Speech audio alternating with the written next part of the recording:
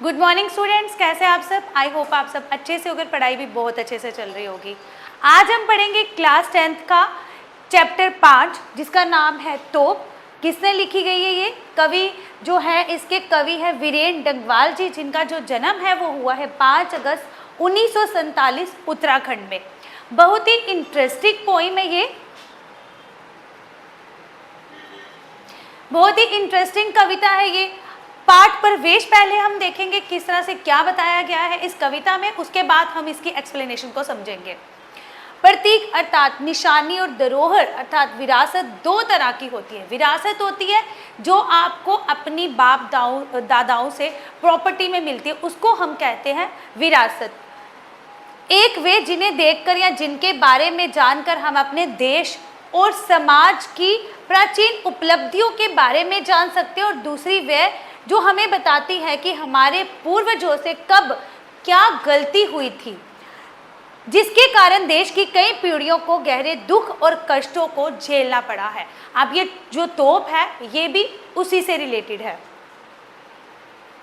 प्रस्तुत पाठ में ऐसे ही दो निशानियों का वर्णन किया गया है। पाठ हमें याद दिलाता है कि कभी ईस्ट इंडिया कंपनी जब भारत में व्यापार करने के इरादे से आई थी और उन्होंने यहाँ पे अपना शासन कर लिया था, में उसका स्वागत किया था, और परंतु धीरे धीरे वो हमारे शासक बन गए थे। अगर उन्होंने कुछ बाग बगीचे बनाए तो उन्होंने तोपें भी तैयार की, और देश को फिर से आज़ाद करने का सपना देखने वाले जांबाजों को इस तोपों ने मौत के घाट जो था उतार दिया।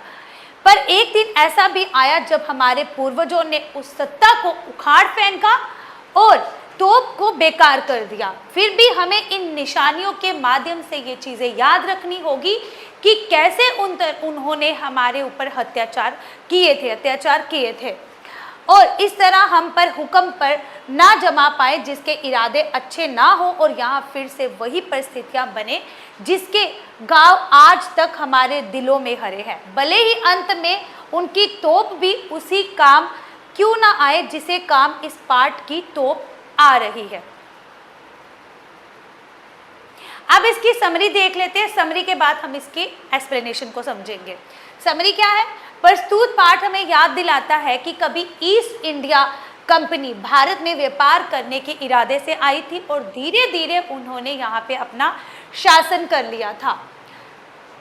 अगर उन्होंने कुछ बाग बगीचे बनाए, मैं पहले भी आपको पढ़ा चुकी हूँ, जैसे कि उन्होंने अपने बाग बगीचे बनाए, लेकिन उन्होंने वो तोपें भी बनाई जिससे उन्होंने यहाँ पे अत्याचार किए थे।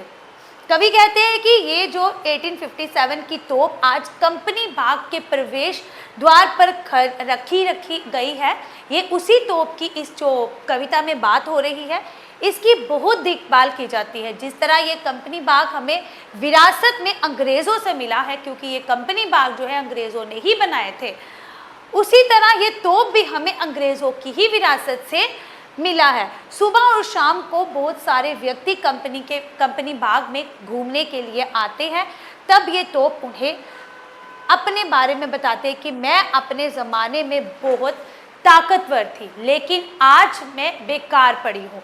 अब तोप की स्थिति बहुत बुरी है। छोटे बच्चे इस पर बैठकर घुड़सवारी कर रहे हैं, इसको एक खिलौने का काम कर रही है इस वक्त। ये जो तोप है, कभी ये बहुत ताकतवर थी, कभी इसने बहुत अत्याचार किए थे, और आज क्या है, आज ये बेकार पड़ रही है, आज ये खिलौने का काम कर रही है। बच्चे उन पे बैठ के घुड़सवारी कर रहे हैं, पक्षी उन पे बैठ के अपना घोंसला बना रहे हैं। कभी शरारती चिड़िया, खासकर गुरैया तोप के अंदर घुस जाती है। वे हमें बताना चाहती है कि ताकत पर कभी घमंड नहीं करना चाहिए, क्योंकि ताकत हमेशा नहीं रहती। अब देखेंगे काव्यांश पहला, और उसकी जो एक्सप्लेनेशन है वो हम समझने की कोशिश करेंगे। क्या है? कंपनी बाग के मुहाने पर दर रखी गई है ये 1857 की तोप। इसकी होती है बड़ी संभाल, विरासत में मिले कंपनी बाग की तरह साल में चमकाई जाती है ये 2 बार। अब देखो, कंपनी बाग के मुहाने पर होता है प्रवेश द्वार पर, जो कंपनी बाग है उसके प्रवेश द्वार पर ये तोप रखी गई है और इसको बहुत ही संभाल कर रखा गया है। कवि कहते हैं ये जो 1857 की तोप आज कंपनी बाग के प्रवेश द्वार पर रखी गई है, इसकी बहुत देखभाल की जाती है। जिस तरह ये कंपनी बाग हमें विरासत से अंग्रेज़ों से मिली है, उसी तरह ये तोप भी हमें विरासत में मिली है। ये तोप भी हमें अंग्रेज़ों से ही विरासत, जिस तरह कंपनी बाग की साल में 2 बार अच्छे से देखरेख की जाती है, उसी तरह तोप की भी साल में 2 बार चमकाया जाता है। कब? एक 15 अगस्त पर, एक 26 जनवरी के दिन। नेक्स्ट जो इसका काव्यांश है सेकंड, उसको देखेंगे हम। सुबह शाम आते हैं कंपनी बाग में बहुत से सैलानी, उन्हें बताती है ये तोप कि मैं बड़ी जबर उड़ा दिए थे मैंने अच्छे अच्छे सुरमाओं के धज्जे अपने जमाने में। अब क्या मतलब हुआ इसका? अब प्रसंग जो है, प्रसंग हर काव्यांश के साथ आपका सेम ही रहेगा। प्रस्तुत पंक्तियां हमारी पाठ्य पुस्तक स्पर्श भाग 2 से ली गई है। इसके जो कवि है वो कौन है? वीरेन डंगवाल है। इन पंक्तियों में कवि बताना चाहते हैं कि तोप का प्रयोग कहाँ हुआ। कवि कहते हैं कि सुबह और शाम को बहुत सारे व्यक्ति जो है कंपनी में घूमने के लिए आते हैं। कंपनी बाग में सैलानी होते हैं, पर्यटकों को सैलानी कहा जाता है।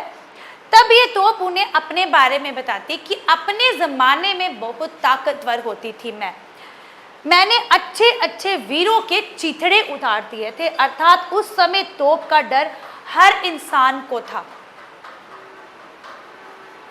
अब काव्यांश तीसरा। अब तो बहरहाल छोटे बच्चों की सवारी से अगर ये फारिग हो तो उसके ऊपर बैठकर चिड़िया ही अक्सर करती है गपशप। कभी कभी शैतानी में वह इसके भीतर भी घुस जाती है। खासकर गोरैया वह बताती है कि दरअसल कितनी भी बड़ी हो तो एक दिन तो होना ही है उसका मुंह बंद। अब इसमें क्या बता रहे हैं? इसमें बता रहे हैं कि कोई भी ताकतवर इंसान अपने ऊपर कभी भी किसी को घमंड नहीं करना चाहिए, क्योंकि एक ना एक दिन जो उसका घमंड है वो कभी ना कभी तो टूट ही जाता है। उसी तरह से ये जो तोप है एक ज़माने में बड़ी ताकतवर बताई गई है, लेकिन आज उसका क्या काम है? आज वो क्या कर रही है? उस पे बैठ के या तो बच्चे घोड़े की सवारी करते हैं, या फिर जब घोड़े की सवारी बच्चे उतर जाते हैं तो उसके बाद क्या करते हैं? पक्षी जो है वहाँ पे अपना घर बना लेते हैं। कवि कहते कि अब तोप की स्थिति बहुत बुरी है। छोटे बच्चे इस पर बैठकर घुड़सवारी का खेल खेलते हैं। जब बच्चे इस पर नहीं खेल रहे होते तब चिड़िया इस पर बैठकर आपस में बातचीत करने लगती है। कभी कभी शरारती चिड़िया, अक्सर गोरैया जो है पक्षी की चिड़िया की ही एक प्रजाति को कहा जाता है, तोप के अंदर घुस जाती है। वो छोटी सी चिड़िया ऐसे करके हमें बताना चाहते हैं कि कोई कितना भी शक्तिशाली क्यों ना हो, एक ना एक दिन तो उसका भी अंत निश्चित है। तो ये थी एक छोटी सी कविता। तो कितनी इंटरेस्टेड कविता है ये। इससे आपने ये भी तो चीज़ सीख ली होगी कि कोई भी कितना भी शक्तिशाली क्यों ना हो, वक्त आने पर उसकी जो घमंड है एक दिन टूट जाता है। कितना भी पावरफुल क्यों ना हो, उसका जो जितनी भी ताकत है वो एक ना एक दिन तो ख़त्म हो जाती है। ये छोटी सी कहानी थी, एक कविता थी, जिसको आप याद अच्छे से समझिए और क्वेश्चंस को खुद करने की कोशिश करिए।